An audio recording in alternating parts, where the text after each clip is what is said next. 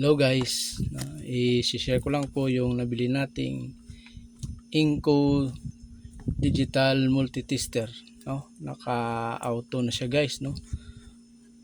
Bumili ako nito kasi medyo sira na yung analog multitester natin, no? So pinilitan ko na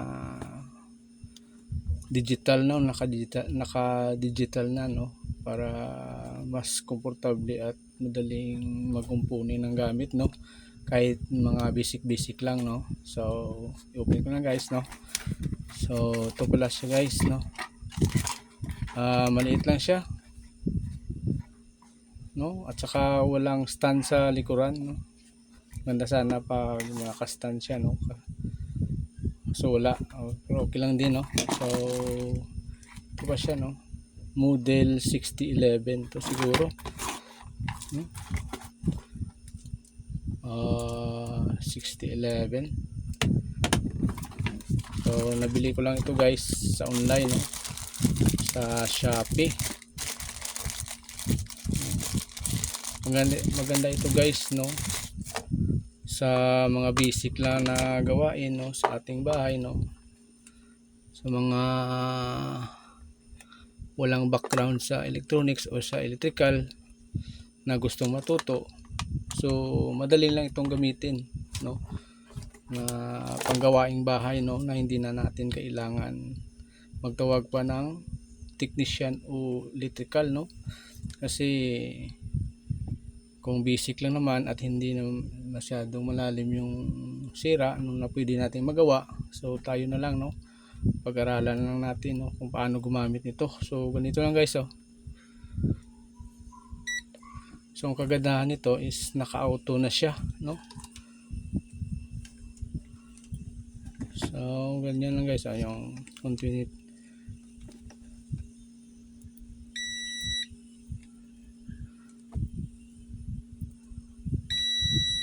So maganda siya guys, no?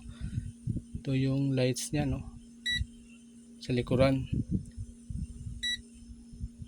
Saka ito yung light mode niya, no? So maganda ito guys, no? Kasi pwede nating mai-test, no? Na naka-auto na siya, no? Na hindi na kailangan i-set, no? Sa mga basic lang, no? Ayan guys, oh. 220 volts, no? So hindi na kailangan i-set pa, no? Hindi tulad ng ganito, no?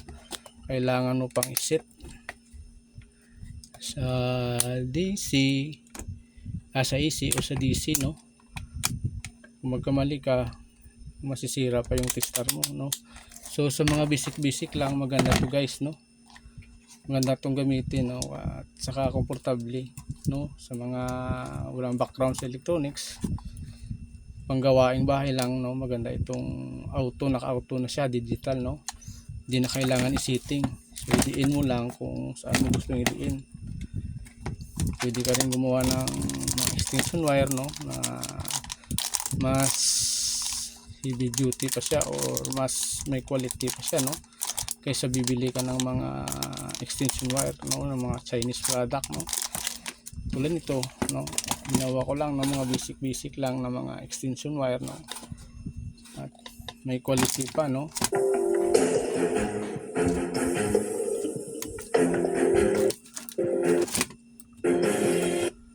So ito lang guys, no? Maraming pwedeng magawa to, no?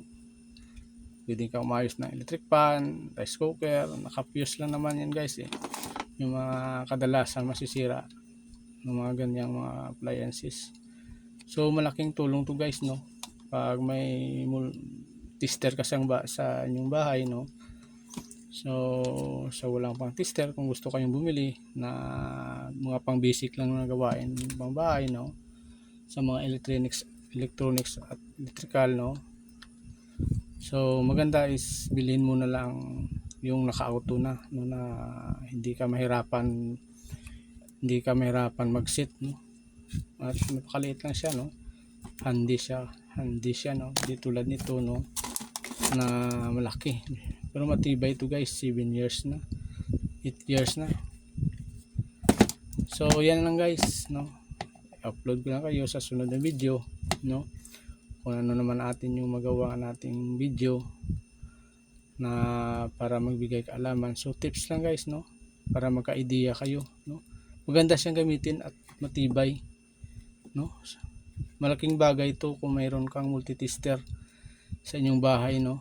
Marami kang magagawa nito sa mga gawaing electrical at electronics, no.